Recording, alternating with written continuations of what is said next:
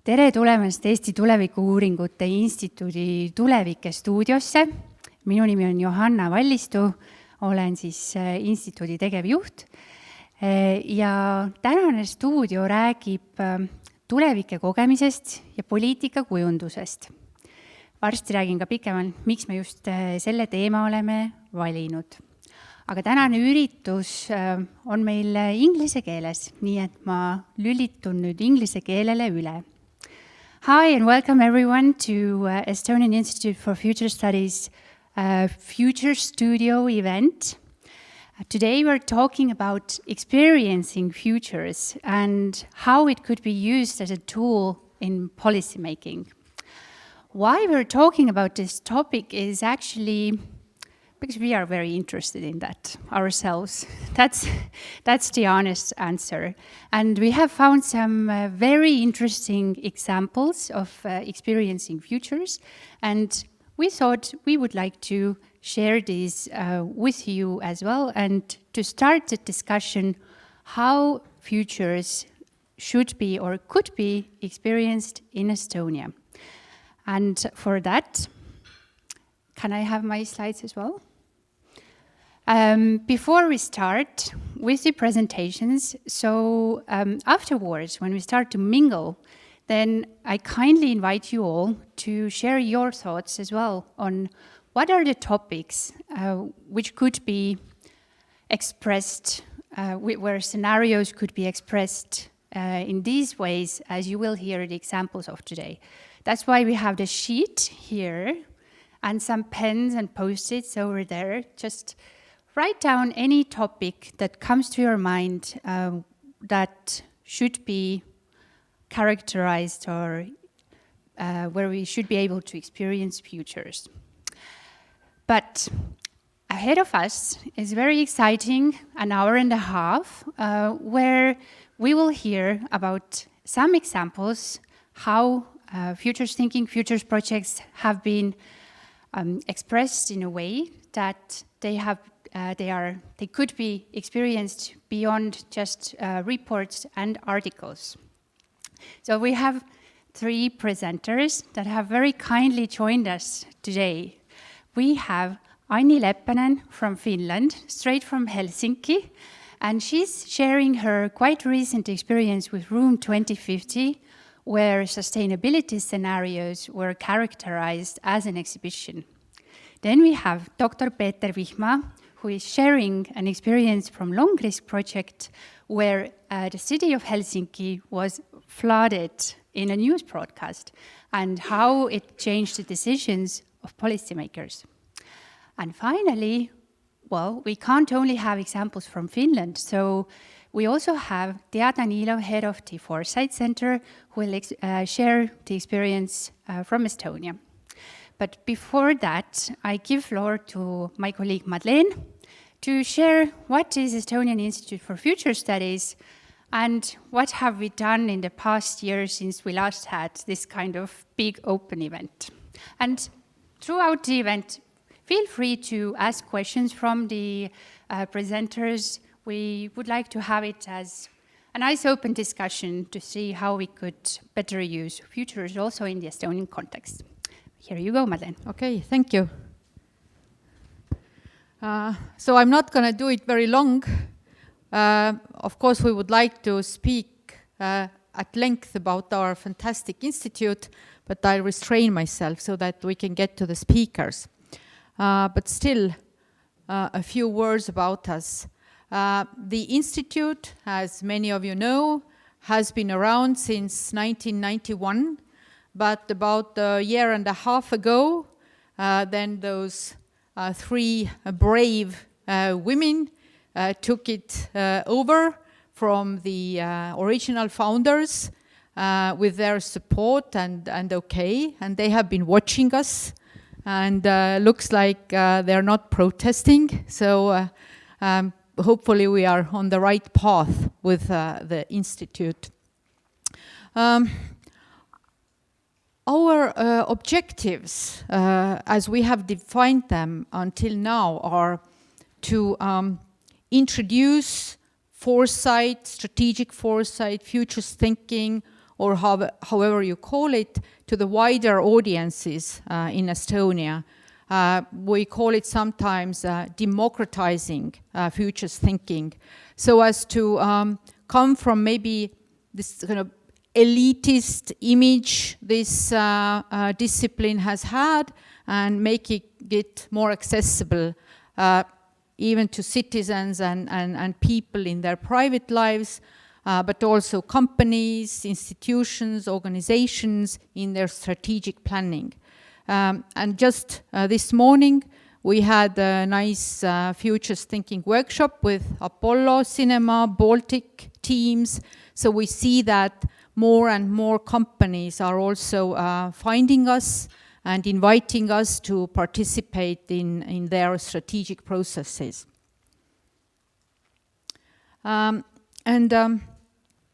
One topic that's often discussed related to futures and forecasting is crisis and kind of crisis preparedness. What we want to do is emphasize that although the future is ambiguous, there are many things we cannot predict, but still there is hope. And although part of futures thinking is preparing for the negative scenarios, there are certainly ways and possibilities to be positive about the future and shape the future. So this is our sort of motto, that we are working for the hopeful futures. Yes, some design problems here. We have been really lucky to have received really good welcome from several organizations in Estonia. We have a really nice set of partners with whom we cooperate and who have invited us to their events. We expect this list to get longer, both in public and private sector, but we already are really grateful for all the opportunities we've had until now to do what we love with those organizations. 2025 was the first full year for us in our combination, our trio working on it. And maybe the number is different, but that's verified participants.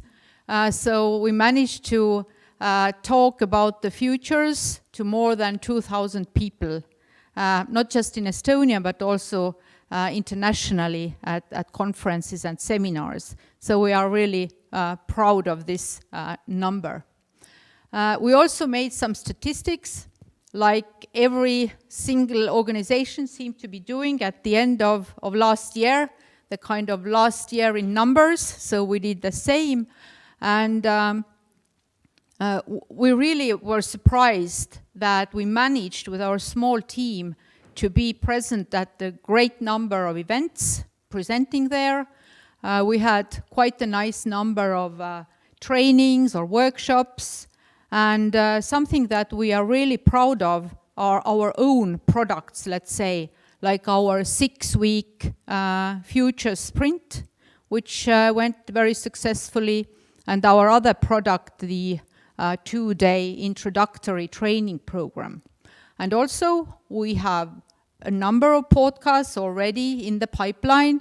First of them is available on YouTube, and the next ones are coming. And as you can see, the speaker is the original founder of the Institute. One kind of focus theme we somehow got into without being willful to do it, but it just so happened, was the future of education in Estonia. We ran several workshops with several partners who invited us. We came up with future scenarios for Estonian education and also tested them kind of with grassroots, in a grassroots format at the Arvamus Festival, the Opinion Festival, which was also fun. We worked with Tartu University and their new science program related to what is discussing the future of grading at school, or maybe not grading at all. And so this is something that we can say was really the focus of last year, education. And we didn't stay in Estonia, like I mentioned before. We went to places, and we didn't just go to participate, but we spoke at several international conferences and seminars. So we are really proud of that as well, and we hope to become even more international this year. And coming up, just a small commercial break here. Next Friday and the Friday after that, that's one of our main offerings, the 2-day introductory course into futures thinking. So who hasn't signed up, who has interest and time, or you can share with your colleagues, so you're welcome. And this year, our big objective is to introduce the first Estonian Futures Day. We have already decided it will be on May the 7th. What exactly will be happening then, it's still a bit in a kind of planning phase, but we'll keep you posted about that. Whoever has ideas, also very welcome to contact us and share. And we'll definitely invite you into our organizing team. And now getting to today's topic after the brief introduction. Why we need to experience futures? That is the question. One of the answers, maybe you know also other answers, but one of the answers is that once you have experienced something yourself, you gain a memory, you gain emotions, you feel it, then you are more likely to make changes today once you have experienced it. And they also say that the future self is a stranger, that it's really hard to be empathetic with your future self. So it's about creating empathy with yourself in the future and with the future situation. And it's called episodic futures thinking. This is something that's achieved with prototyping the future, creating the experiences from the future, that you really go there as if in a time machine or as if in a dream, and you get to experience, the surroundings, the scenarios, and then you get to participate in a scene, do something, and then you get the impressions from that future. So that once you are coming back, you are smarter, but you also have built empathy with the future. And the projects that will be introduced today, I think they are just doing that, helping people to experience it firsthand.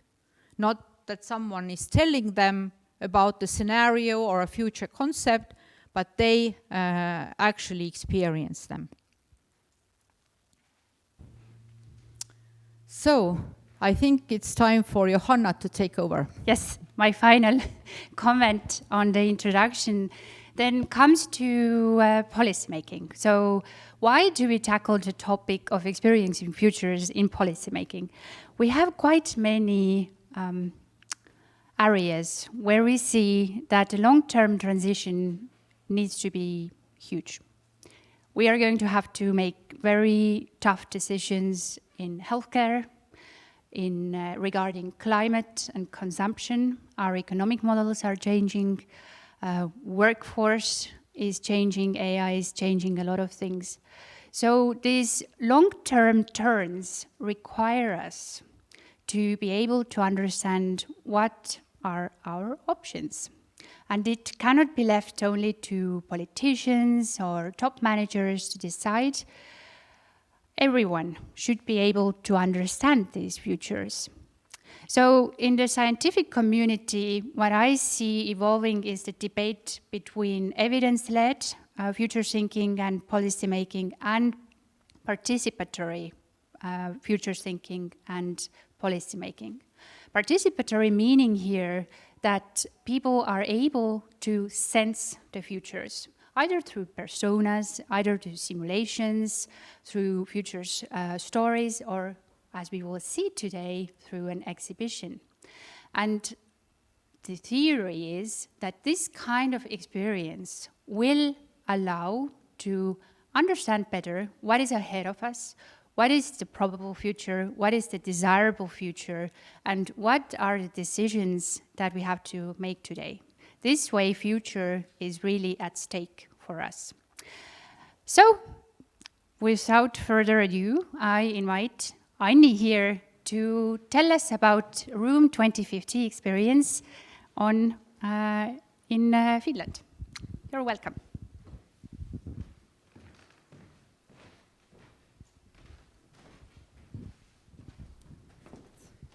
So you have about 15-20 minutes, and afterwards everyone is very welcome to ask questions. We have this kind of formal environment at the moment here. It doesn't have to be, so yeah.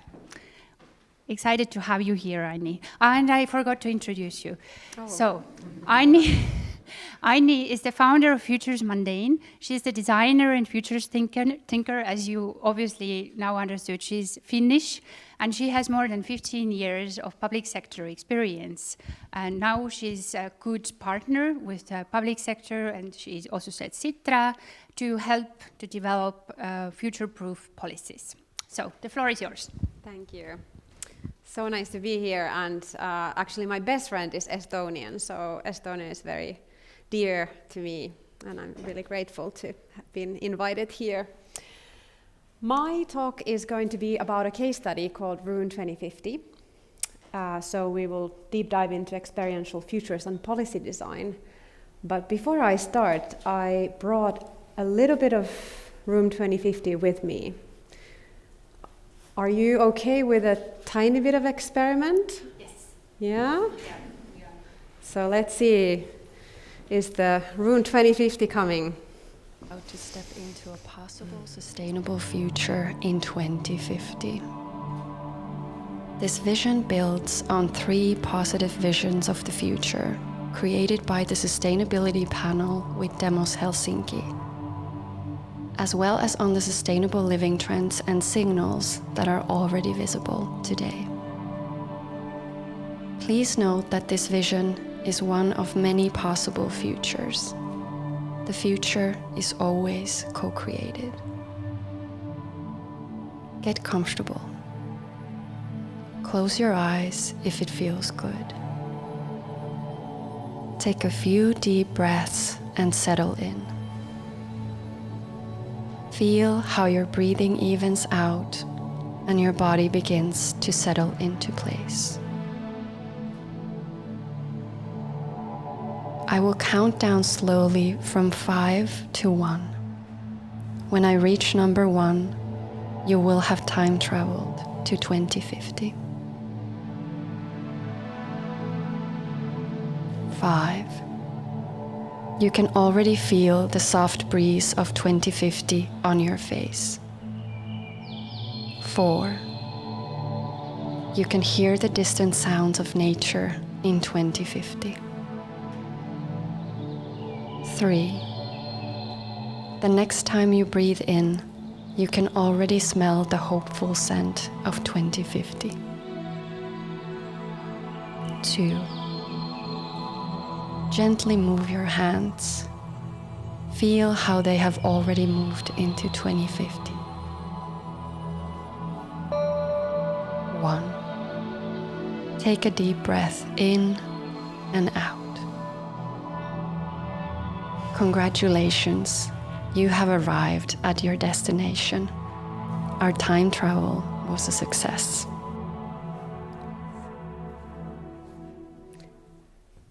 Thank you. So this was quite interesting, maybe a little bit weird or uncomfortable, closing eyes and imagining, but luckily I had a good presentation before mentioning time travel, but this was a tiny piece from the case that I'm presenting today, so it will all make sense in a bit. But, oh, I forgot this fancy picture that I made for our time machine. But basically, I want to introduce myself a bit more, although you mentioned the main things. So my background is mostly in the government. I was first a social scientist in public policy sphere, and then became a designer working with, for example, digital transformation and different government programs. And then I went to work for the city of Helsinki, so working at the urban context and what can be achieved there. And for the past year, I've been working as an independent sort of activist entrepreneur and eager to figure out what that means. And my activist platform is called Futures Mundane. And I love this name because it's kind of an oxymoron. So future is by nature nothing but mundane. Future is something calling for us to reimagine today's world in a radical way. But mundane is about reminding us how all meaningful change is a journey, a systems transition that transforms completely the way things are done today.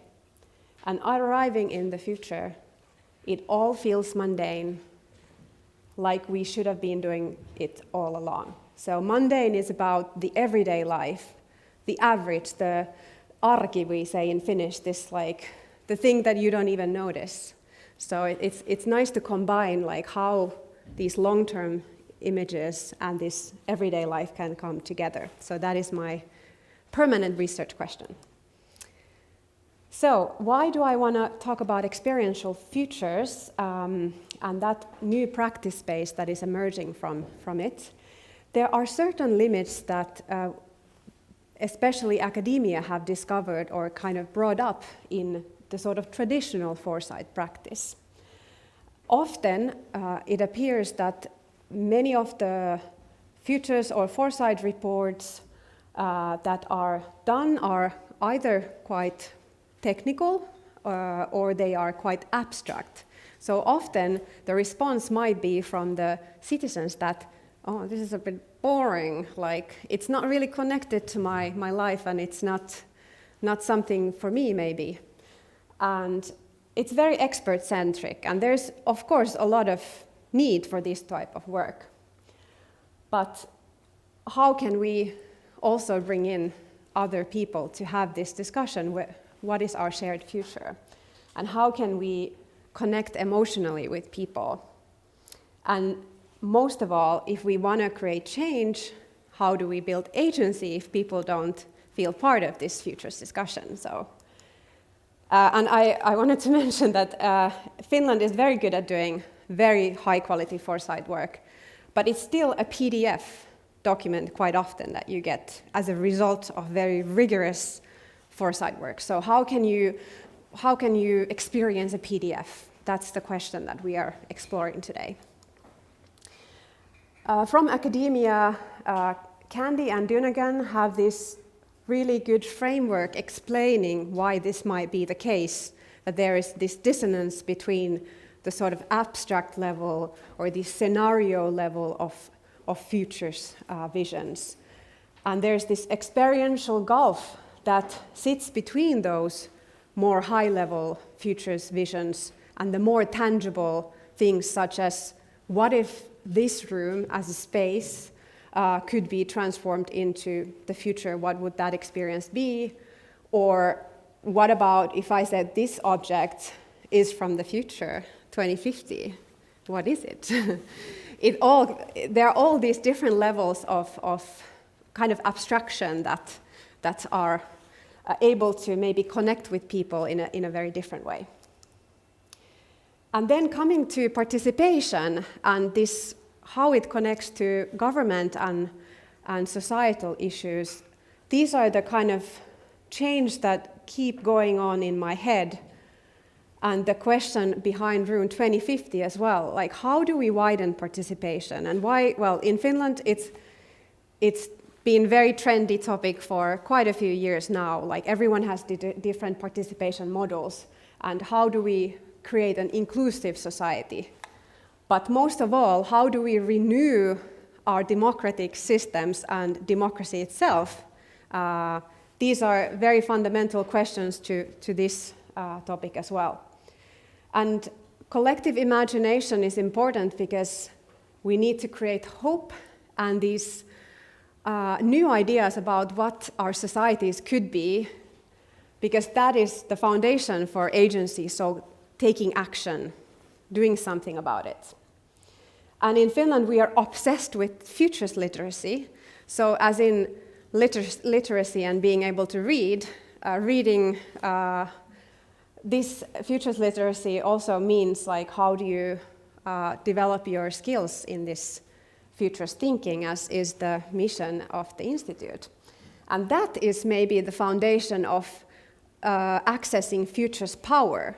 So it's not very evenly distributed who has power on the future or in the future, who has access to those decisions and discussions about the future. So these are some things that we are also exploring. And lastly, when you go through that experience, maybe individually you are reflecting and you are maybe rethinking some patterns that will lead to behavior change and even a change in identity that is needed for example, sustainability transformations. I really need to change my identity in order to live within the planetary boundaries. So, a few more slides about the theory, and then you get to see all the bits and pieces of the room. So, objects as glimpses of systems. So often with futures, it's quite easy to go into these disciplinary or technical silos of different topics and look at the world from those perspectives and construct visions.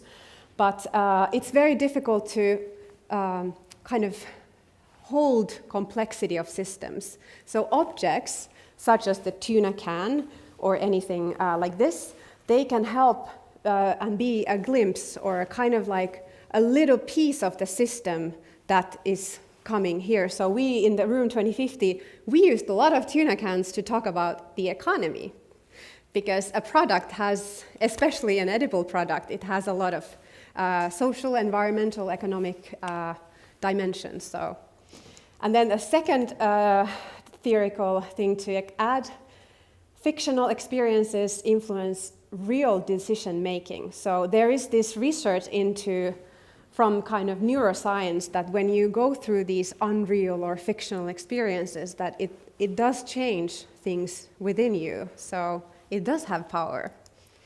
So let's go into the room. And Lomas told me that Huone is perhaps a building in Estonian, but it's a room in Finnish.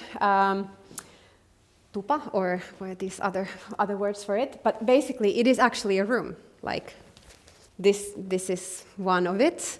So it is a room from the future, from 2050, that you can visit. That's the basis of it. But let me tell you a bit more about how it came to be, and then we will look at it in more detail. We worked with the Finnish Prime Minister's office and the Sustainability Panel, which is an independent scientific panel that is advising the government on sustainable development issues. But their Secretary General sits in the Prime Minister's office. So this was the initiator of Room 2050. And they had these two topics in mind. These biggest researchers in Finland already knew that, according to research, people actually prefer these positive futures and not the overconsumption and competition and all these dystopias. So there's this call for positive futures, but what is it? And then the second thing they had in mind was this: how can they? They are the experts. That's their job, and how can they be part of widening the participation on futures? So these were the questions that they were asking, and then they brought us in. So I was part of a team called Falai Transition Design Collective, a group of designers working in sustainability transitions. And Demos Helsinki was also part of our team from the early phases. So this was the process that created Rune 2050. So that was only the end result. So I will take you a little bit of journey through what were the different steps, if you're interested, to see like how that was created. So let's start from the gap analysis, which was done by Demos Helsinki. So imagine the world is full of foresight and future visions. So what are the gaps? That was their question when they did a lot of literature review and interviews and good research. So these were the three sort of issues that felt like were not enough in those future visions. So one is this, one are the kind of the changes in the institutional or the economical structures were kind of lacking from many visions. And there was not enough identification between the interdependencies between social development and technical solutions. It was kind of either or. And then lastly, interestingly, in these, most commonly in the future visions, citizens are not seen as these, they are seen as users of solutions, but not as these influencers driving the transformation. So those were the kind of backdrop of the foundational research. And they brought in, Demos Helsinki, these three future visions. And we explored them and enriched them with the panel. And I will briefly explain them because these were the difficult concepts, systemic concepts, that we then brought alive in the Rune 2050 as an experience. True cost economy refers to this idea that any goods or services, the price will be defined by the social and ecological harm or benefit that it creates. That's crazy. And then the tuna can, that's going to cost a lot. I won't be able to afford a tuna can in the true cost economy future, but maybe somebody doing something that creates social benefit will actually get a higher salary and so on. But this true cost economy, even though it does kind of sound simple, but when you talk about these economic systems with people, it's really, really tricky for people to understand. So they really threw us a very curveball in this topic. The second one, planetary rules, it's about looking at this idea that a lot of the main decisions, for example, about consuming natural resources would be made at the planetary level, for example, based on this planetary data that would be collected and so on. But then there would be also this very local decision making. So kind of, what does that actually mean? It sounds so interesting, but also like, I have no idea what that would look like if there's like a lot of local decision making and this planetary union and so on.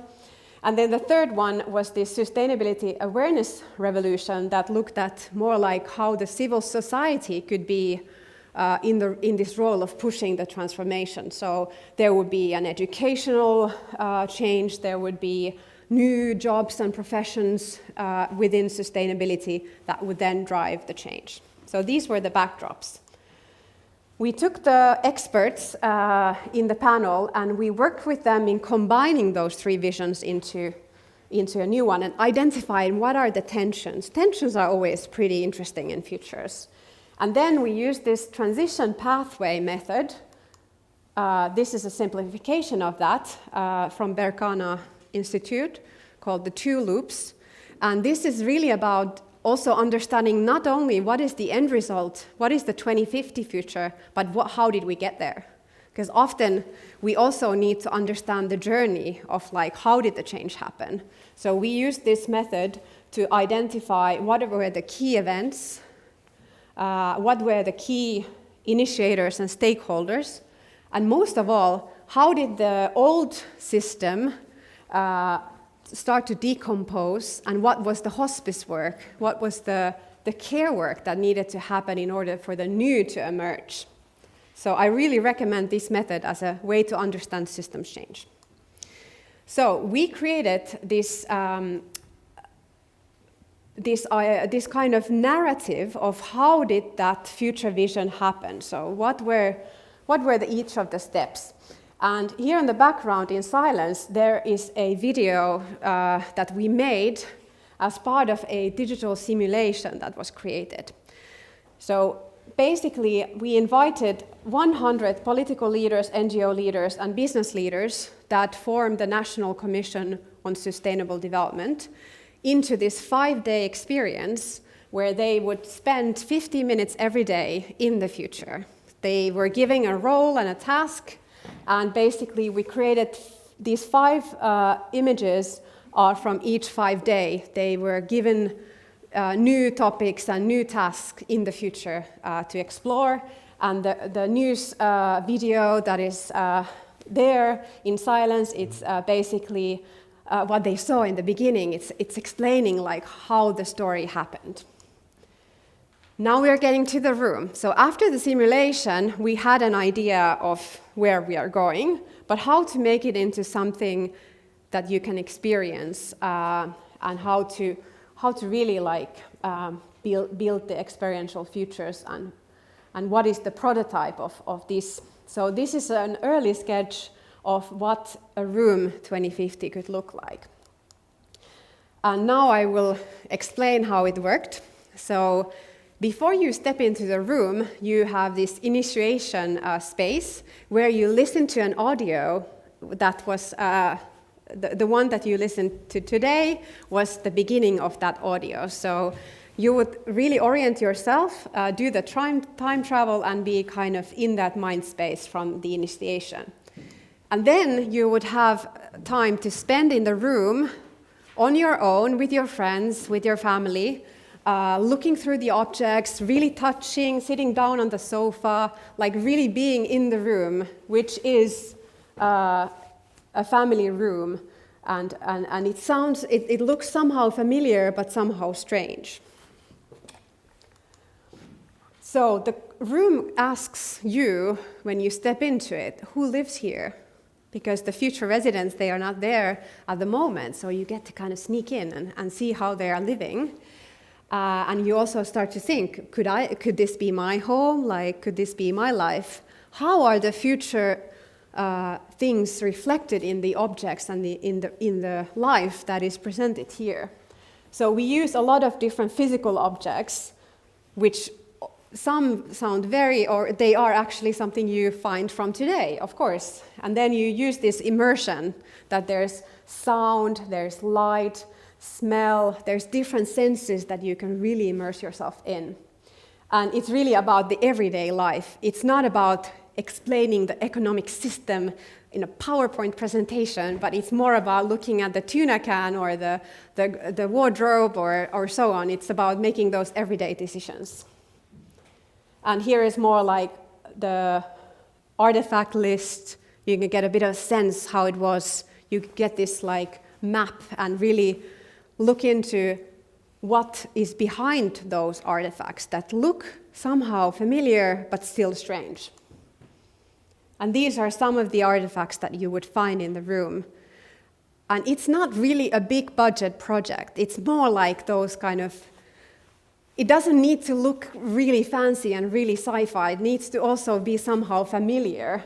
But there are some little things hidden in those things, like how there would be a letter on the table, how there would be on your furniture you would have a tag that would explain the previous owners and the previous repairs and so on. So little aspects of those 3 visions were planted in those objects and in those experiences. And then in the end, when you leave the room, you go into this space where you write a postcard to your present self from the future. So kind of calling for you to reflect on what did you just experience. What were the results of this experiment or this immersion? We realized that this really does create emotional engagement. So there were people that also cried in the room and after the room. for happy tears and sad tears and so on. So there was a lot of emotional engagement and people talking with a lot of emotion. So it does really evoke these feelings. And that has a potential for behavioral change. It also brings more contextual understanding that we were able to prove, that this translates those complex issues into a meaningful context. And then there is potential for co-creation in here, but maybe later when I go to the reflections now, I will share what could be improved. But I was really not doing this alone. I had these fantastic experts who are here that were the biggest contributors of the project. But I ask myself and I ask the team some of these questions when we talk about positive futures. Who defines what is positive? Desirable for whom? So this was really a lot of discussion, like that room was, for some people it was super positive and for some people it was dystopia. So like, how can it be? There is no one desirable future, of course. And it's always very political. When we were designing this room, there were super tight political discussions about what to bring there. So kind of understanding that context it's always there. And then who designs? Who creates those objects and those experiences? Is it just the designers, the experts, and then the citizens come there and they look and robots go away? Or is there another modality where we actually co-create those future artifacts together with citizens? And I think that's a modality. There are these two modalities that should be explored in experiential futures. And this impact is a question mark because this is very much explored in the academic space and not too many examples of the practice space.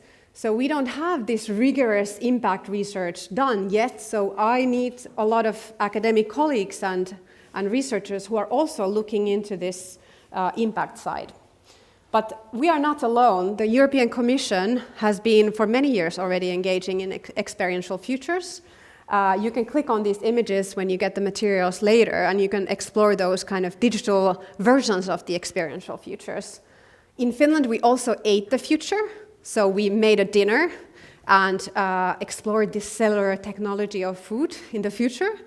And in Sweden, they had this imaginary center for preventative care where you would swallow a pill that would analyze your health, and then you would go to an AI oracle that would give you some prescriptions. So look into those materials later. I'm almost at the end, because now it's time for the last bit is about how to connect this with policymaking, because this was the government that was doing this project, so they're interested in how does this fit into the policy process. What is the contribution to policymaking? Of course, this is about inviting conversation and reflection and debate, and this is really a foundation of any policy process. But it does expand the knowledge base. It does allow this pre-testing, this prototyping the policy, and it does essentially the biggest, I think, reason to do this is to support the democracy, because it's not fair if you don't get to be part of the future.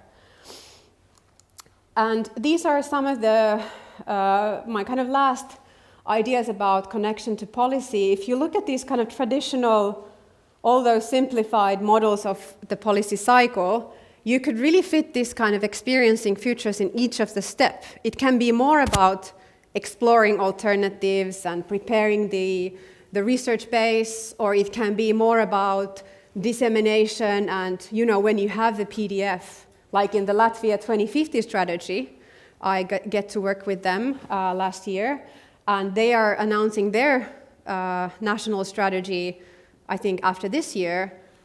How do people experience it in addition to the PDF? In Finland, I am looking at, for example, the national food strategy. How could that be experienced in more?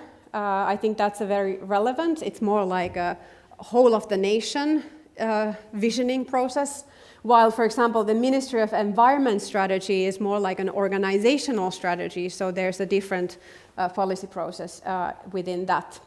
So maybe I will leave these here because I took maybe too much time, and we go for a discussion. I have questions if no one has, but it's like for you, so thank you. Thank you so much, Anni. Big round of applause, please.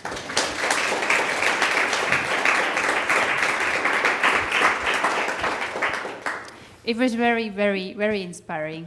Thank you so much. And I like that you had the room example and that you had also the wider context and these other examples. So everyone can already think what they're going to write there afterwards on the topics to experience in Estonia.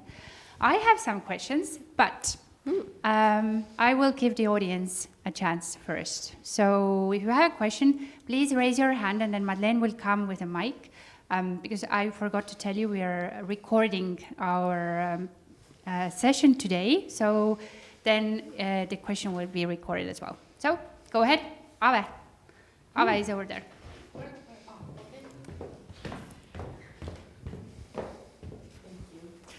Thank you, Anni. Yes, as Johanna already said, it was incredibly inspiring. When working with futures and when you are in this part of the process where perhaps you're creating several futures with several people, then I sometimes, or oftentimes, I find it interesting when people, get into the arguments or where they disbelieve another person's future.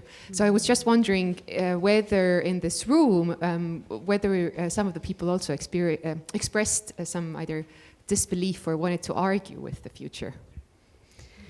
Yes, I think there's, with this kind of experiential futures like the room, there's a lot of room for interpretation. So I think everyone is interpreting the objects and experience from their own perspective. But there were really some heated discussions. For example, because the panel wanted to explore what is the Finnish future, sustainable, hopeful future 2050. But what does that mean? Who gets to be part of that? Whose perspectives are Finnish? So that when you have, for example, somebody who moved from abroad to Finland and you visit the room, you experience it in a very different way, and you might be asking, where's the global context? Where are these other perspectives that are outside Finland? So that was one of the topics that created maybe the most insightful conversations and heated debates. So. I will meanwhile ask, did you also consider creating alternative rooms to reflect on these different perspectives, or was it a plan to make one room all along? I think one huge thing that we changed after the first installation is that, because now it was an open kind of exhibition, and there was the postcard and us there reflecting and talking to people.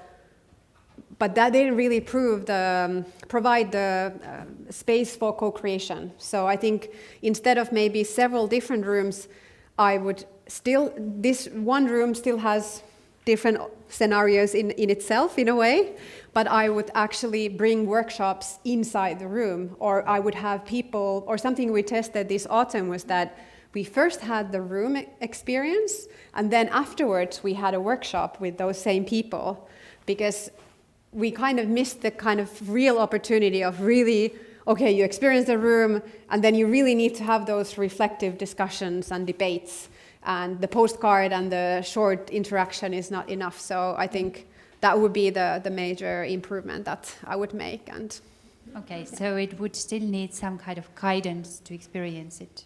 It was quite actually surprising how the visiting the room can be quite self-service mode in a way, and it's quite the beauty of it. It's like you don't need me to chaperone you there, but you can sneak into somebody's home with permission and, make a mess and really make yourself at home. And there doesn't need to be a guide there. Of course, we were there, but kind of staying on the background unless somebody wants to ask questions. So there was a question over. Yes, yeah. Go ahead. Thank you for the really interesting presentation. I noticed that in the three visions, it was the planetary bounds and like paying what the actual cost is and everything, and it makes me connect potential future where if we have to live in the planetary bounds, we have to live with less. And maybe my question is like, to bring out examples, did you tackle or like showcase with the room how is it possible to live with less, and like what kind of, maybe if you did, then some examples would be interesting. Yes, that was exactly the point, I think, was to try and show what that kind of life within the planetary boundaries would look like, but based on this idea that it would be made through the true cost economy and the planetary governance system and the education revolution. So those three visions were like our theory of change, that these three ingredients created the fantastic future. So those were the visions through which we try to demonstrate, for example, like what would you have in your kitchen, like what kind of food products, and what would the product itself look like and have written in it. So, and then maybe there were these maybe some templates about career and education. So there would be very different types of professions in the future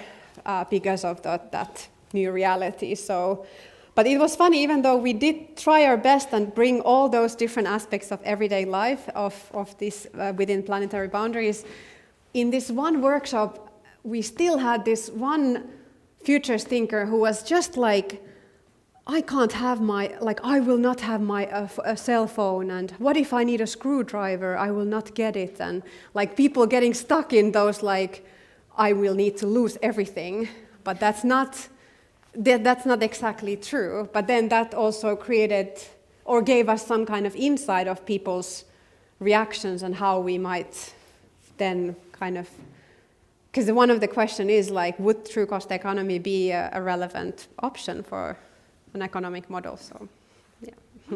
Very good. Jane and then Tea. Okay. Okay. Hi. Yes. Okay. Anni.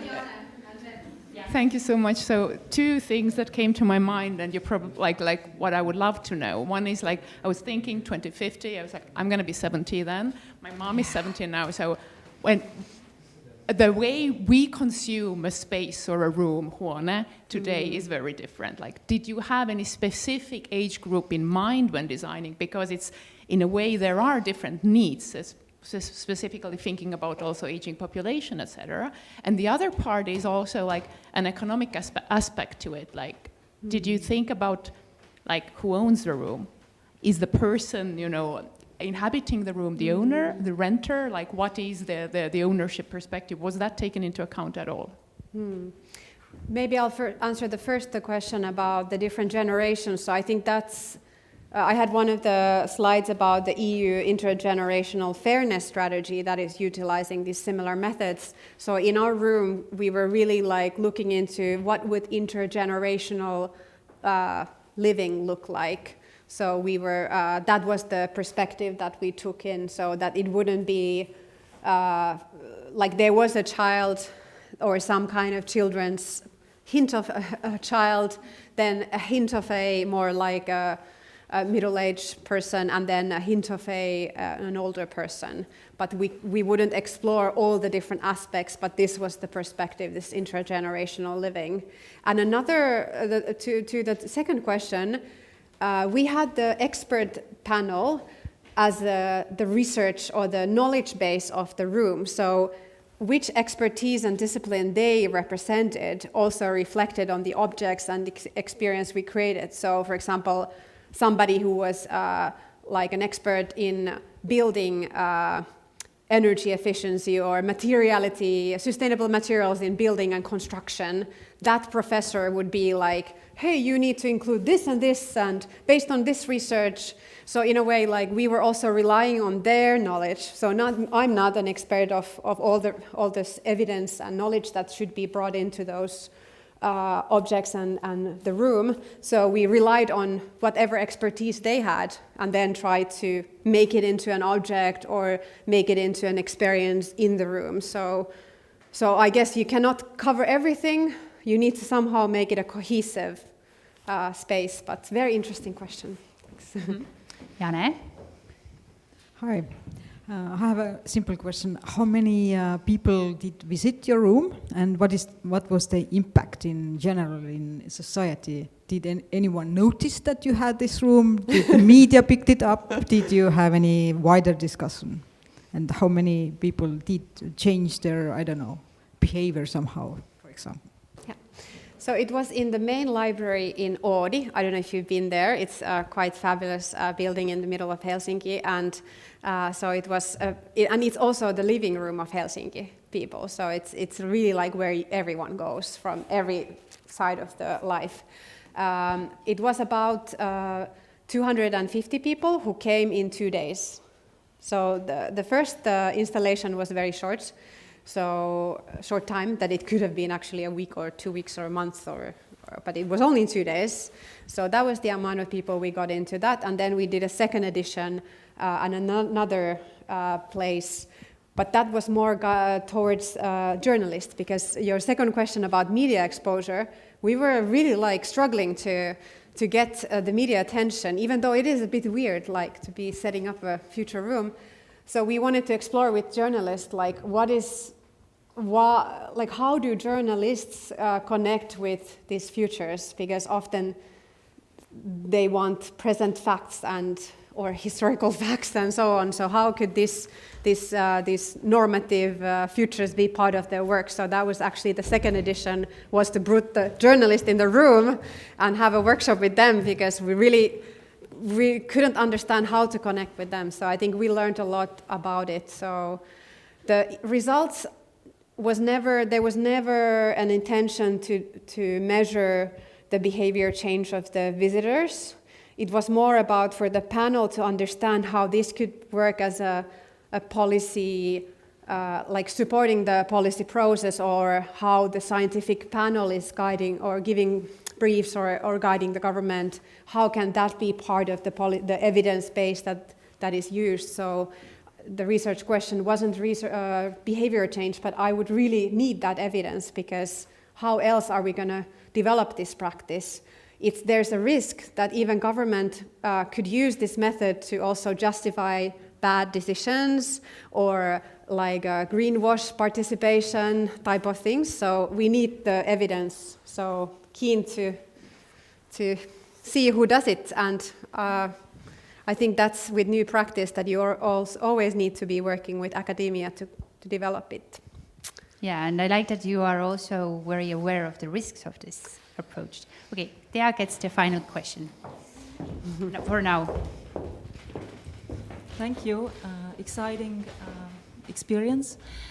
Anyway, Jane mostly already asked what I wanted to ask, and this was about when do you know that you've been successful, what are the KPIs, but you partly already discussed it, so if there's anything to add to the KPIs that you follow, then yeah, you're welcome.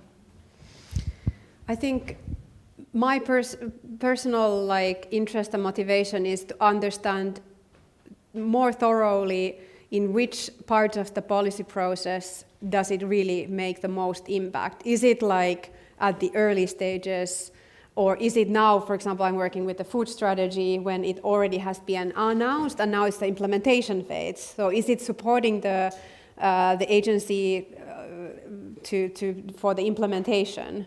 So I think I'm more interested in understanding in that perspective, and that is that is the focus. But I had something in mind, but I forgot what it was. So maybe it is coming to an end. Memory loss. Imminent. Thank you so much. We will have some time to mingle after the presentation, so if you don't have to run away, then we can ask some additional questions from you. Thank you very much. Thank you, everyone.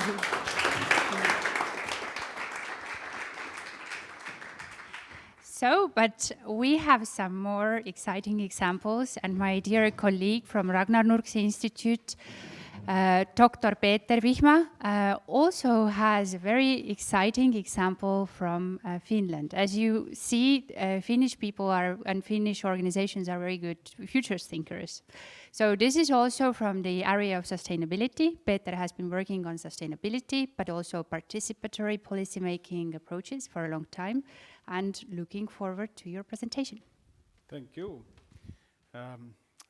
Good afternoon. It's a pleasure to be here. Good to see familiar faces and new faces as well.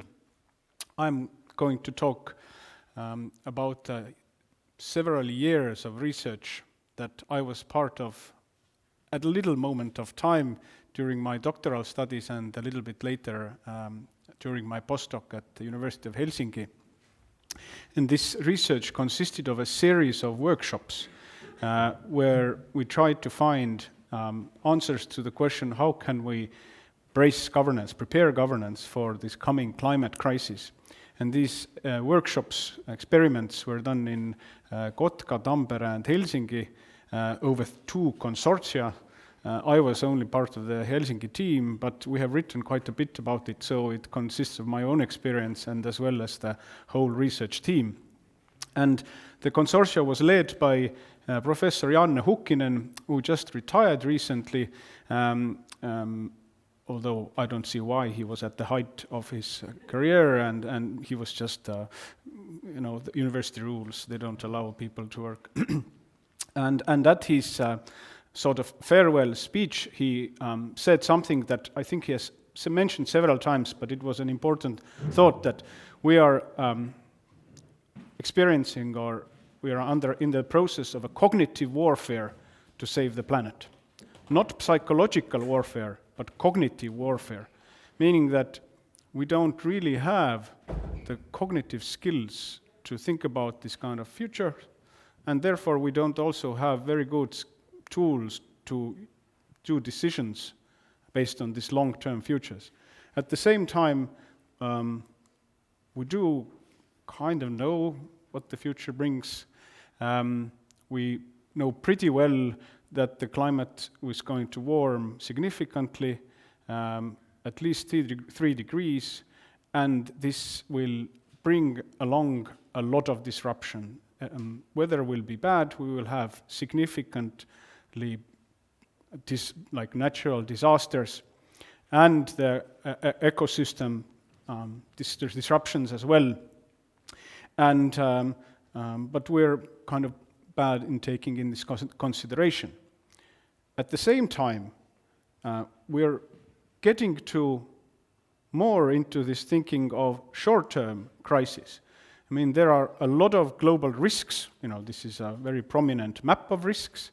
And over the last 20 years, we've seen a lot of these risks materialize into crises. And so that we call this era an era of polycrisis. So there is continuous overlapping crisis. Polycrisis means at least 3. So we have the financial crisis, health crisis, energy crisis.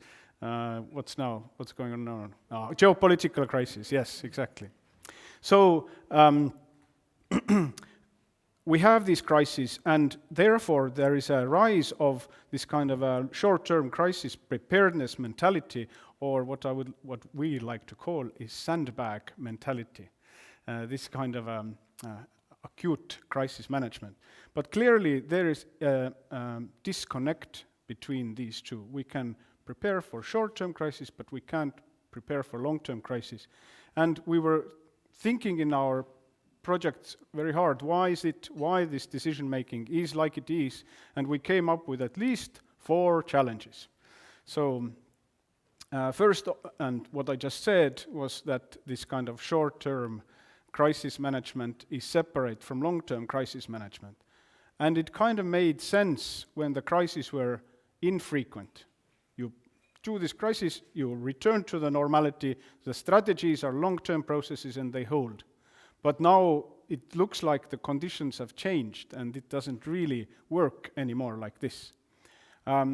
Second, but the challenge is that these long-term crises, which are also called boiling the frog, if you know, they are hard to detect because they are carried, they have weak signals. The boiling is just about the temperature that we don't notice.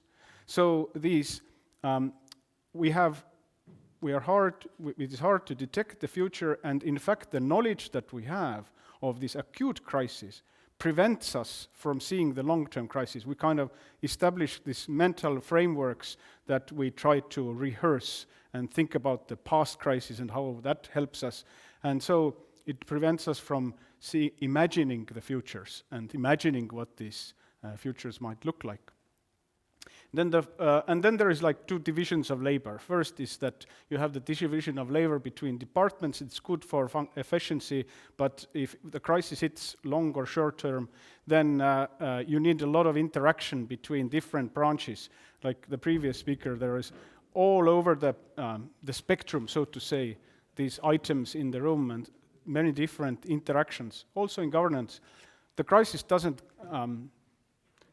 care if the social department and the education department can't cooperate. It hits everyone. And finally, boundaries between experts and politicians usually means that experts have this kind of knowledge from very different angles, but our research previously, and I think lay knowledge also confirms that in key moments politicians become omni-experts, and real experts stay silent. Also, it is very hard within any organization in this decision-making to get the expertise from outside. We're talking about participation, about people, citizens, but we have all other types of knowledge as well that is hard to combine in this long-term planning. So, having these kind of challenges or shortcomings, we're then discovered or came to the realization that actually there is a type of management that deals with these kind of things every day. And you might know it is called high reliability management. And this is the type of management that is being exercised in these kind of very crucial infrastructures, such as, nuclear power stations or airplane carriers or electricity grids and so on, like all the time. So it is in a way a little bit militaristic, but what actually connects all these kind of management types are this kind of 5 principles down here. So these are the infrastructures, these are the systems where failure is not an option. You can't calculate like, a little bit nuclear disaster, yeah. Therefore, they don't want, when during this management and decision making in these high reliability situations, no easy answers are accepted. So you need to be quite specific in all your decision making.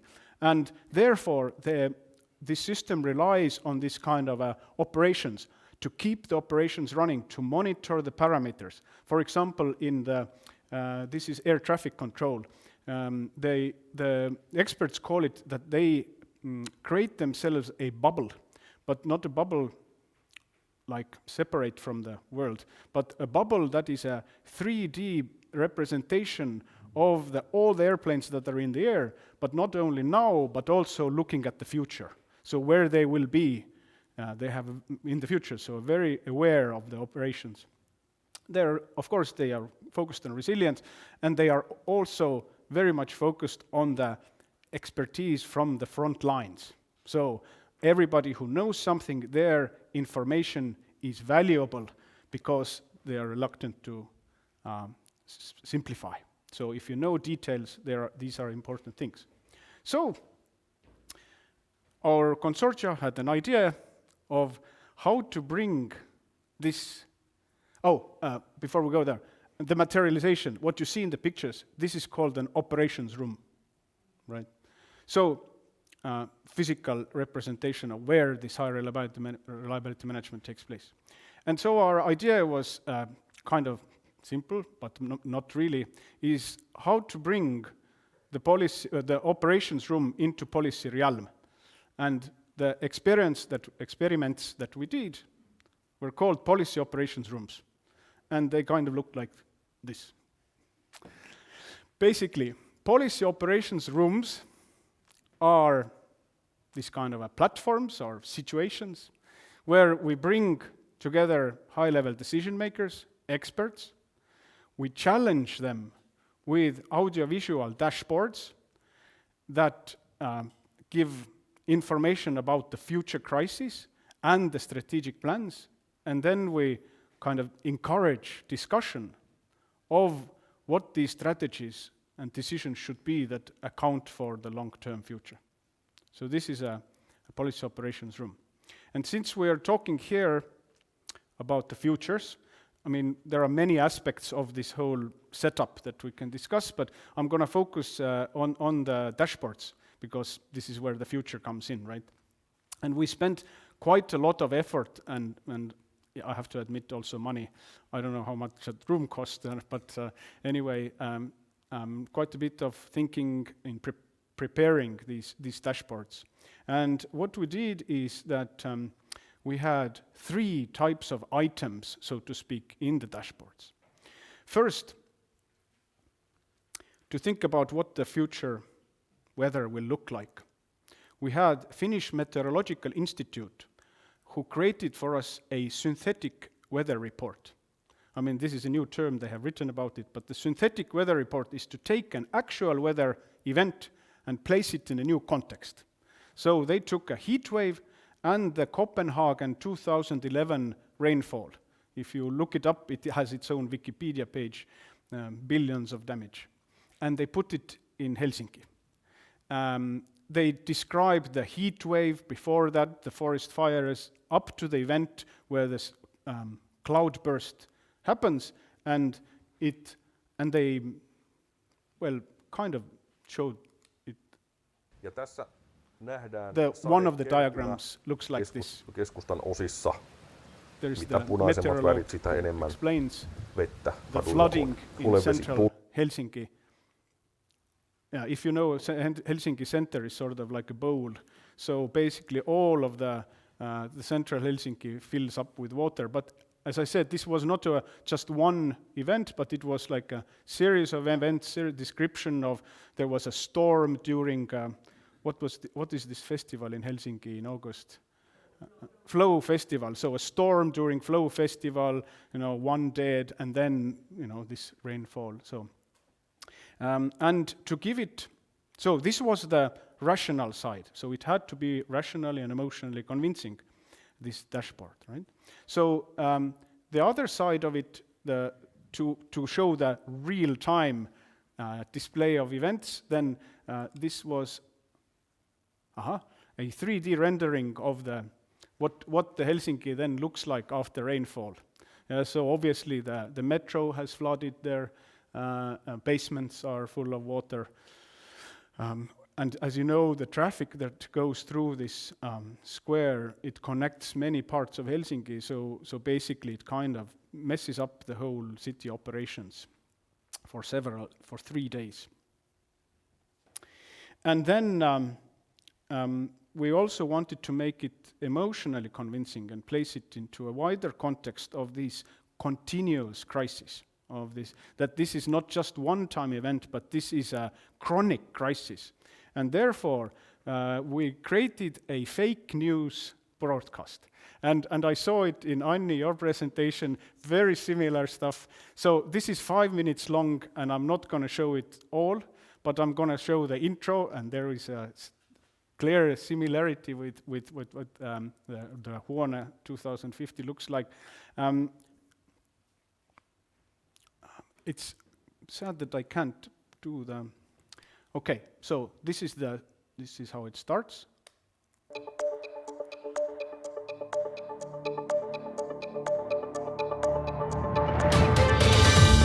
Hyvää iltaa.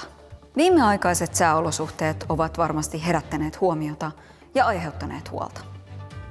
Tämän päivän erikoislähetys on ensimmäinen osa uutistunnin uudesta formaatista Suomi ilmastonmuutoksen pyörteissä. Joka viikko ennen keskiviikkoisia iltauutisia tuomme teille yleiskatsauksen Suomen sääolosuhteista. Äärimmäiset sääolot ovat usein selvimmät. I'm gonna pause it here. I would like to show it to you more, but I can just describe it to you. This is a fake news talking about the situation where these kind of events that just happened have become chronic. They are occurring all the time, and then we used YouTube material for that. But what we did also is that there are interviews with regular people and how it affects them. So just like vox populi. So there is the person who talks that I can't go outside because of my asthma and the bad air, or there is a person who talks about the house that is being destroyed by the storm. This house actually is in Tartu, although we showed that it's in Helsinki. So these were this kind of audio-visual parts of the dashboard that were presented during the policy operations room to the decision makers. But in addition to that, we gave them a fourth item. And the fourth item was what we called a strategic threat architecture. And this was an analysis of the strategies of City of Helsinki that we had analyzed before, and we showed that if this future would materialize, what would be the discrepancies between different strategic goals that the city sets? Because in these strategies, this blindness of the future crisis really materializes. Oh, we will have a bright future, every strategy says, right? So we wanted to really to create this kind of a discomfort or to erode the trust in these strategic visions in order to spark discussions of alternatives of the future. And so, yes. So, and I'm presenting you a little bit of simplified version. There's more details, but that's okay. And so based on these dashboards and these materials, then the decision makers engaged in the debate, and we recorded it, and our analysis showed that indeed what we hoped for, this kind of a horizontal discussion between experts, decision makers, they took place. We could see that these decisions were combining this short-term sandbag narratives with this long-term strategic approach to climate change in a new, what we call a meta-narrative. Well, it doesn't look very fancy, but there is just an idea that this kind of a different integration of different goals, sort of adaptive, considering adaptively the process of responding to this kind of future events, taking them seriously, putting them into financial strategies, for example. These were the ideas that came up from this discussion. And we have followed it through. We made interviews with policymakers after the event as well and tried to understand, so this is still an experiment. So what are the aspects that would allow to integrate this into governance in a more long term? And we found out that, well, you need to have some kind of regulation. The mayor needs to okay this. It has to be in some kind of a formal policy process. People need to accept this. They need to accept the opportunity that experts are not silent and they do talk to policymakers, that they accept the meteorologue that comes and talks about climate and so on.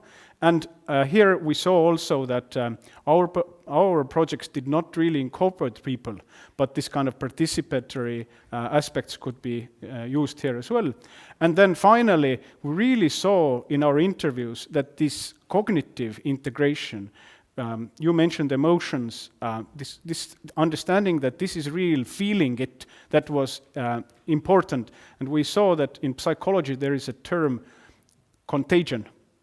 It means that if you imagine something and it really starts to influence your decisions. You imagine that there is a tiger behind the door, then you kind of go into flight mode.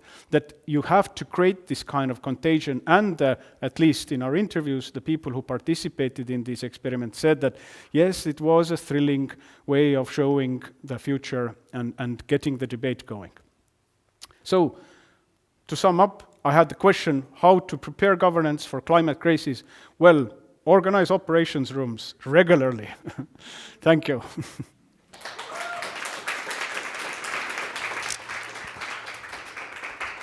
Excellent. Thank you so much, Peter. Again, a very, very inspiring example. Have you heard Estonian policymakers planning this kind of operation room or doing it? Or do they know about this possibility at all? Yes, I do know, because I led it. I did it myself. I didn't wait them to pick it up, but shortly after I came back from Helsinki, then I organized very similar, a little bit more simplified workshops or events or projects, whatever you call them, with 3 municipalities from Harku vald,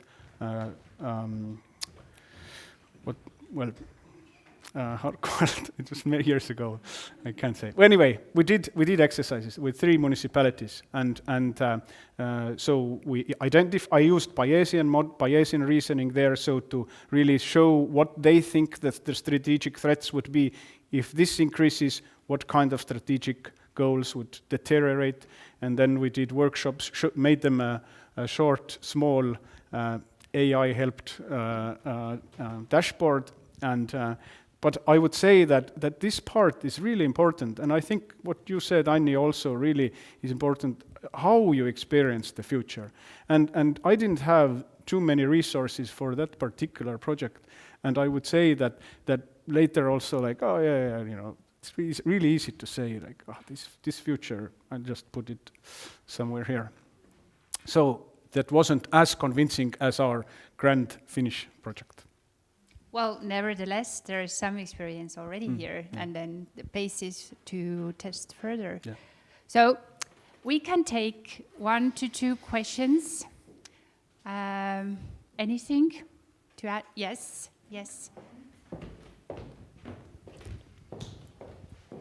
The presentations have been so interesting that I wasn't taking time, and then we also have to leave some time for Tea to present. So, sorry. Not going to be such a long discussion this time. Yes. Yeah, just a short question. Thank you for the presentation. Could you replicate it on national policy making level as well? Because it's far more abstract and new challenges, different things. I see no obstacles. Well, of course, it takes thinking of what kind of weather disruptions and weather events are we thinking about, or and then what kind of strategic documents are we analyzing. But in principle, I see no problem. We have knowledge in Estonia to do that. We have very good weather predictors and long-term weather event predictors, and so absolutely. Yes, Tea. Yeah, thank you so much. Very intriguing. And the trick was to actually shake people out of their normal modes into the flight and fight and what other modes are there, to really get them thinking and get them making more ambitious plans or more adequate plans, basically. But people tend to get used to the changed situation, or how long is it possible to keep going with this kind of out of normal mode? So as soon as the newsworthiness of it, or as soon as the pressure and shock perhaps fades, so you need to be really quick to have the adequate plans ready by the time when the emotions get back to normal.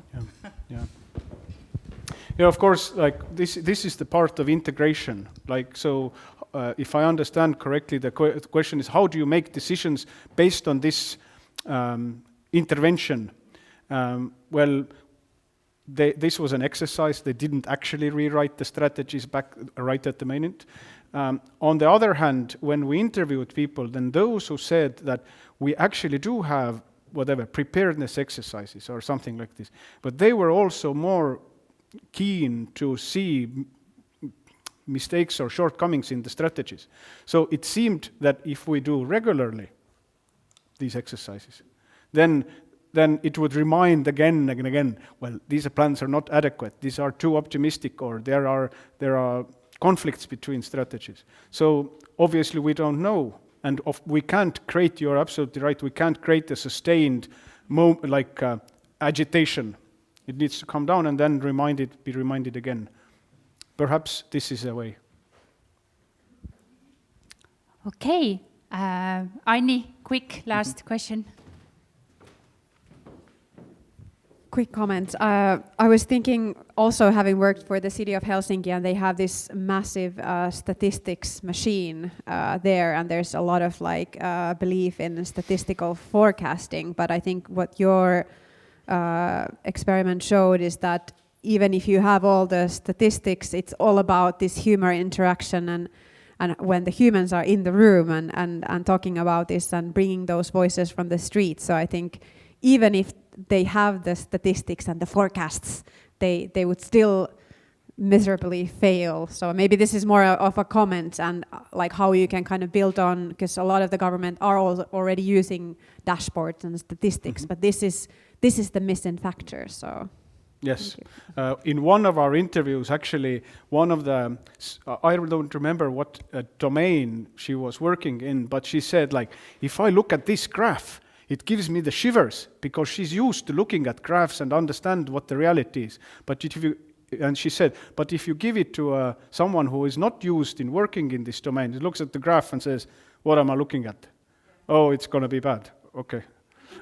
And the other thing about dashboards is that, also Estonia, Tallinn has made dashboards. Many cities have used dashboards. And what I know from dashboard research is that cities are actually struggling to find use cases for it. And I think that this simulation, and we were actually proposing a collaboration with Stockholm Environmental Institute, that we would take this data and tweak it.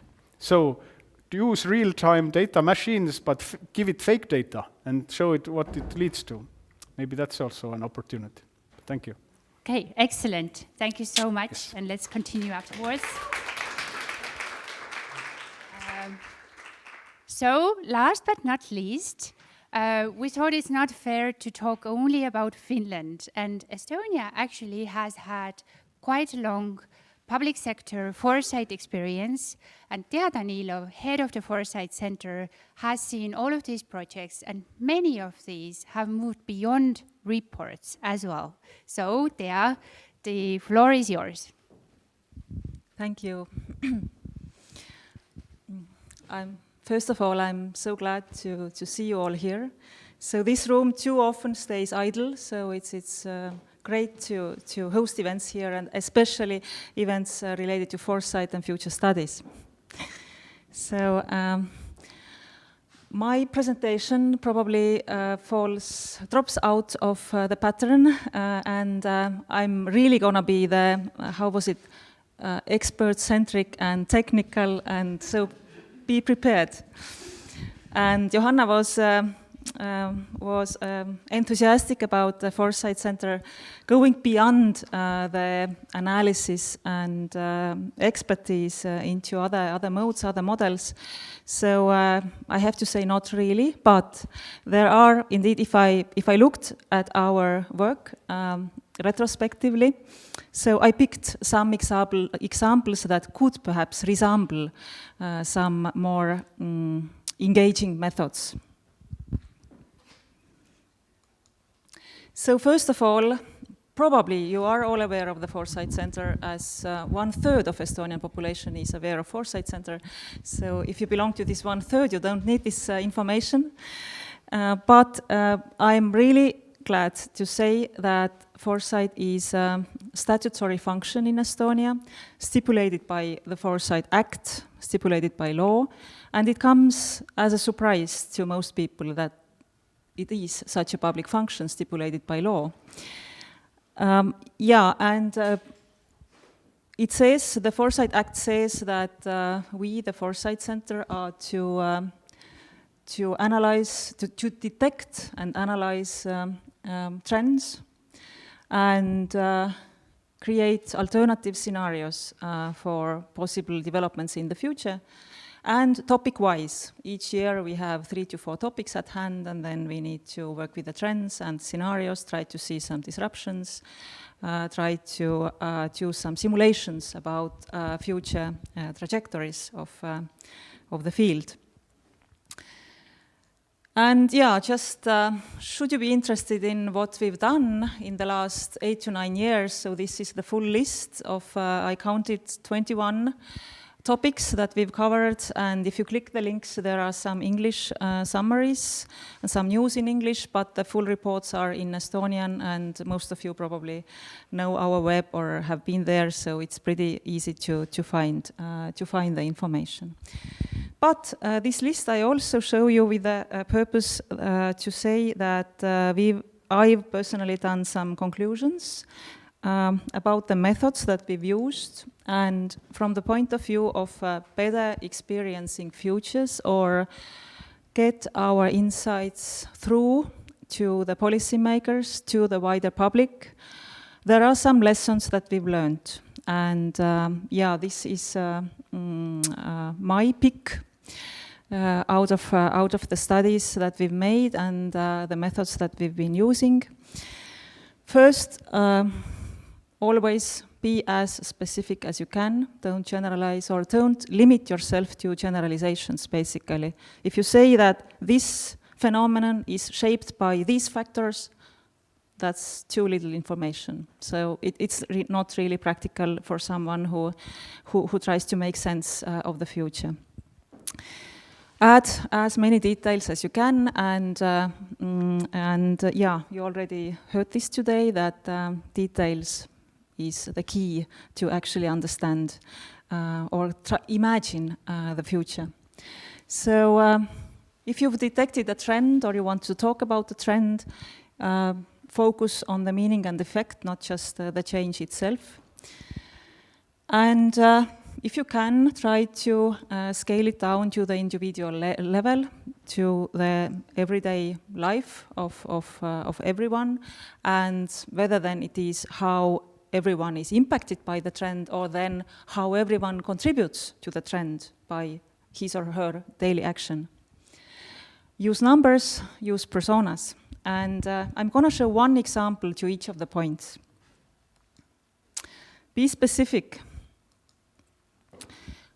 This is a screenshot from it's basically a work done by State Chancellery, or led by State Chancellery in 2020 or 2019 even, when they prepared the strategy Estonia 2035, and of course it was inevitable to also conduct some foresight to put forward some trends or try to map the global trends that influence Estonia as we are to plan for the next 15 years. So it's important to know what's going on around us and also impacting us. And of course, there's if you click to the link, and if you get the slides later on, all the links are you can click and you can go further. So if you click on the link, then of course there's more detailed material that you find. But I just wanted to bring your attention to the articulation, to the wording. So quite a lot of the trends, like the business models, the nature of work, the international conflicts, the political systems, are described as changing. Yeah, definitely they're changing. But I mean, this does not say much about in what way, to what direction. So what should I get out of this heading, basically? Of course, if you go into the material, it's much better. It gets much better. There are the details, etc. But whenever you are explaining a trend to someone, or you want to bring attention to a trend, then try to use words like increasing or decreasing or growing or reducing or what are there. Perhaps in terms of business models, perhaps a trend would be that business models are undermined by sharing economy, or then the nature of work is changing towards self-employment. So this is already something, the information that I can do something about. Anyway, but it's if you go to the material itself, it's much better. So the meaning and effect, basically, yeah, this continues the same line of thinking. And here's an example that Johanna, when she used to work for us and with us, so she was engaged in measuring the platform work and trying exactly to detect and to make sense of the trends. When we had this measurement results that 8% of Estonian working age population is doing the platform work at least once a week. So what would it mean? It's good to have this number, but what would it mean? And basically, if you have a phenomenon, a new one, so what drives it, basically, yeah? But then what effects does it have? So we've been dealing with trying to understand how wide is the gap in social protection resulting from this phenomenon as platform work, or what is, well, loss of tax revenues if they switch from contractual employment to self-employed, then even if they pay a salary to themselves, being then owners of a private limited company, they might also be the one and only worker in the same company and pay a salary. It tends to be lower than what they get if they would work in the traditional employment contract, because it's just much more useful to, it's much more beneficial to take some of the returns out as business income. Well, yeah, so this kind of effects we've tried to put forward, and even some estimations that what would it mean in terms of numbers, going beyond just naming the effects. On the right-hand side, and this trend is going on, and it's even, well, it cannot be attributed to platform work only.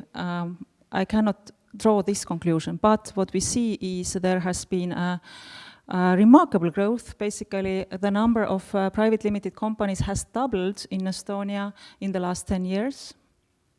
And more than 60% of them have no employees, 20% having just one employee. So this has been really an explosion and probably going on. Well, another example, scale trends down to individual level. Perhaps this is not so good of an example, a bit imperfect, but I would use as an example our attempt to measure individual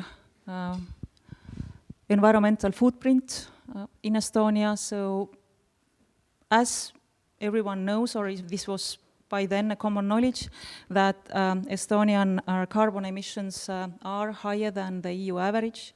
So what if we break this down into the daily life of ordinary people, how they contribute, in what aspects in their life they are contributing to the economic, to the environmental footprint, and what parts of it are bigger, what parts are perhaps smaller. And this graph is unfortunately in Estonian, but most of you can read it, hopefully. So, of course, it turned out that the heating and electricity is the biggest part in the footprint and can be tracked down, of course, to the oil shale electricity in the electricity portfolio of Estonia, but not only. There are other aspects to it as well, and then some recommendations how everyone can, not everyone, not all of them the tools are at the hand of ordinary people. Some are, some not. Some are really should be centrally planned and undertaken by municipal governments, for example, if it comes, for example, to increase or widen the district heating regions. Use numbers. I basically already told you about it. If we are to bring some message through to the policymakers, you need to have some numbers, or normally you need to have some numbers. There are some policymakers who are really triggered by narratives, but they constitute a minor share, a minority. Most of the policymakers, they want hard data, and as you don't have hard data for the future, you need to simulate it. Of course, the assumptions become really critical, which you use to simulate the data about the future. But sometimes you don't even need to simulate the data, but use some already existing estimations as an appetizer for a particular scenario. And this example is from a scenario set that we built back in 2024, and it was about the personalized state. This was a very fancy term in Estonia, like two or 3 years ago, as one of the political parties was very engaged to this, and this was their flagship term, basically, used in the election campaign. And it's about how the state could or should use or make a good use of personal data to personalize public services, basically to make the services smoother, make them more in time, and basically achieve a better match between the needs of a citizen and the services that the state has, or the municipal government has. So there were 3 scenarios, different alternatives, different models for what are the aims that the personal data is used for, and what are the models, how it is used, and of course how the risks are met or eliminated. But this is my personal favorite scenario, and as Anni was previously talking that what is it that makes some scenario appealing for some, but perhaps even unpleasant for some others. So this is my favorite, but it should or need not to be your favorite. Anyway, and it does not come without downsides. Here, of course, are the downsides. But so it is a model of the state where the big aim, the political aim, is to prevent negative life events of the citizens. Serious illness, unemployment, dropout from schools, and even some social risks. This is illegal at the moment. The state cannot do so because it is a breach of autonomy, which is one of the fundamental rights. In order for the state to give, basically to give state the opportunity to use the personal data for these purposes, which are mutually beneficial, at least to my understanding, but not everyone agrees with it. But potentially mutually beneficial, increasing the life quality of the people, and then preventing some costly events to happen from the point of view of the state. So you should anyway not do it at the moment, because it is not, it is a breach to fundamental rights. But in this scenario, the legal framework expands, and it gives the state opportunity to use personal data for these purposes. And the numbers, where they come into play. as we don't really, we cannot run a simulation model that what would be the savings for the state in this scenario, or then what would be the actual, I mean, somehow measured increase in the quality of life for the citizens. Then we used as appetizers some numbers from studies that were already there, done for other purposes, but also coming handy for this. So if the unemployment prevention would progress, it would add a lot, pretty lot to the GDP. Also, when the dropouts from schools would be reduced, or then basically the enrollment to higher education, and then also fulfilling this or getting the grades, so completing the studies. If this would be increased, then again, a remarkable impact to the GDP. And this is my favorite. If we would do a better job in preventing cardiovascular diseases using the medical data that the state actually has about its citizens, but is prohibited to use for the moment, then it would give a remarkable saving in our health budget that is very severely stressed and under pressure right now. Create personas, my last point. The same scenario. As I said, this scenario does not come without downsides. There are downsides, there are risks, and not everyone would like to live in this scenario. Definitely. So this thing is clear. And that's pretty heavy in terms of text, but what is important here is that based on the data of this lady called Liina, the state is offering her some services that could relieve her issues with, as it is called, sedentary lifestyle. So basically, she sits at the computer, whether in the office or then at home on the sofa. Anyway, there are some health risks related to it, and she gets a lot of recommendations, and also not just recommendations, but also, for example, a health monitoring device for free and a discount at the sports club. So this is the offering, and she is basically pleased with this.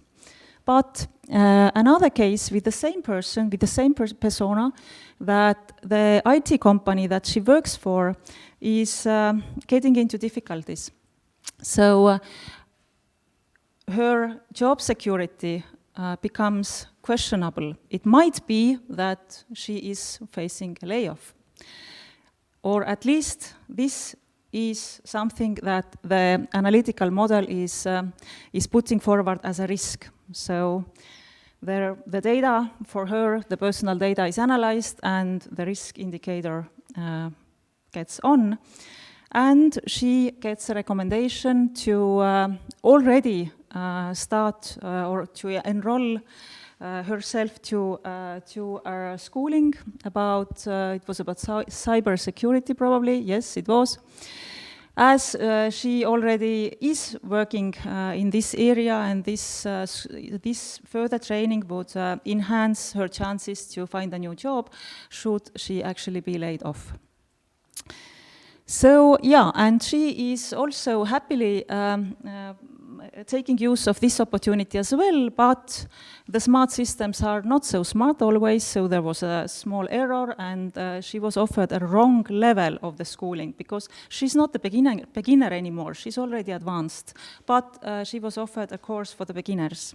So it takes some effort to get things right, and finally she has access to appropriate training.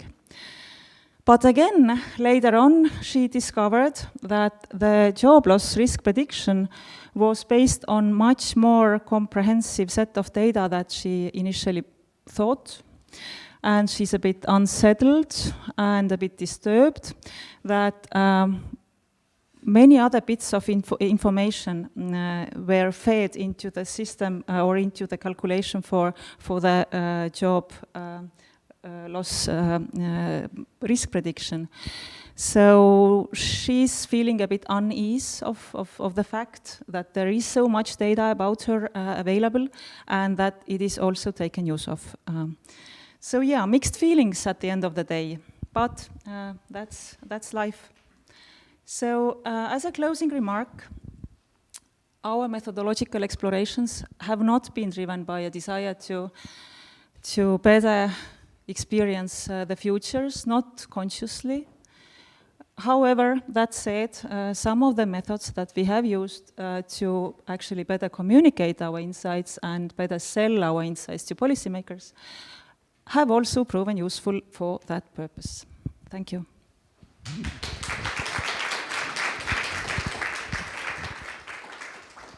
Thank you so much, Tea. So I think this was a very good presentation to show us that we also have to be very realistic and practical when we approach policy making and futures. And as I have seen Foresight Center being very present in media and gaining more attention over time, I think this approach has been very successful as well. So there have been some times in Estonia, as Foresight is not very widely known, then I remember in 21, I think there were some people asking, like, why do you need this center? Yeah, our budget was cut as a result of this discussion. Yes, but the center was not closed because it could prove its meaning and usefulness in Estonian society and policy making. And also I very much admired the thoroughness of the work, the reports. So I think this is also where this combination could come in. That to build on the insights, on this data-based insights, to see like an NGO like us could do some experience there. Do you have time for one question or Yeah, not? definitely. Yeah. Okay. So, a question is over there. You go first. Yeah. Thank you. I'm representing Estonian Club of Rome here today. And the question is, I have never heard about artificial intelligence today. And the question is how this new tool or how we can say new trend will influence the future studies. This artificial intelligence is a very powerful tool, as we know, and how you are looking to use this? You mean that if the AI could do our work, basically, if not right now, then probably in the future? Thank you for the question. Yes. Well, there was a recent study by OECD. The OECD has a Foresight network covering practically all the OECD countries, and they just did a study about how the AI is used by the Foresighters in the Foresight process. And basically, it's pretty similar to what we have tried to do. So, of course, we use the large language models to give us some preliminary propositions about potential disruptions in different trends, or to really, it is what we can use it for right now is to generate background information and to generate perhaps some keywords, some factors additionally to what we have thought of ourselves. So it is kind of an extra or amplifier to our thinking. But of course it gives a lot of garbage, so you really need to be filtering yourself critically pretty strongly of the catch that the AI provides you. Well, what else? Definitely, what we've been thinking of, but we haven't yet gone so far is some cartoon or video creation based on the scenario narratives. Right now, I just told you about this Liina, this person in a scenario, but probably the AI could pretty easily do some engaging video where this avatar of Liina would talk of these aspects that I just right now read out for you. So yeah, there are some pretty low-hanging fruits that we can reap. Yeah, I'm not sure I can add something. Perhaps Johanna, yourself you can complement. Oh yeah, I think that would be a very good topic for our next Futures studio. My own personal experience is it's very bad at creating coherent scenarios as such. It doesn't really understand the logic, so that will always need a human input. But for example, in one of my classes in a university, my students created a narrative and a video within an hour. So it does also offer this a lot of possibilities to experience futures very fast. Okay, final very quick question. How free you are to use your budget, or in other words, how much is pre-ordered and how much is your own choice of topic, choosing the topics and themes? That's a good one. Well, we run call for ideas in the parliament each autumn, and we get I don't know, 5 to 15 propositions each year for the topics for next year. But then we have no obligation to just put them all to work, but rather we have a foresight council. These are 5 distinguished persons who help us to decide, to make a short list. And when doing this short list, we are not fully free, but we have a strong sense of independence, so that we are free to say that we pick that topic, but we don't pick this. And of course, perhaps justify a bit why such a choice. And also we can put topics on the table ourselves. Normally we use the Foresight Council for this. We sell them our ideas, and they put it on the table, and then they go into the long list, and then we make the short list together. So on paper, it sounds that we are to serve the parliament and just take the topics that we get from them. But in reality, we have a lot of say into choosing between them. Yes, so we can lobby the parliamentarians to do the Room 2015 in Estonia. Yes? Okay, with that note, a big round of applause to all of the presenters today. Thank you very much, Tea. We'll also share the slides if our presenters agree. And thanks. We still have some snacks and some warm beverages. You're more than welcome to stay if you don't have to run to kindergarten or any place, and just have a chat on futures. But thank you very much for coming and for listening. And we hope that these inspiring presentations will also come alive here in Estonia in the future. See you in the future. Thank you.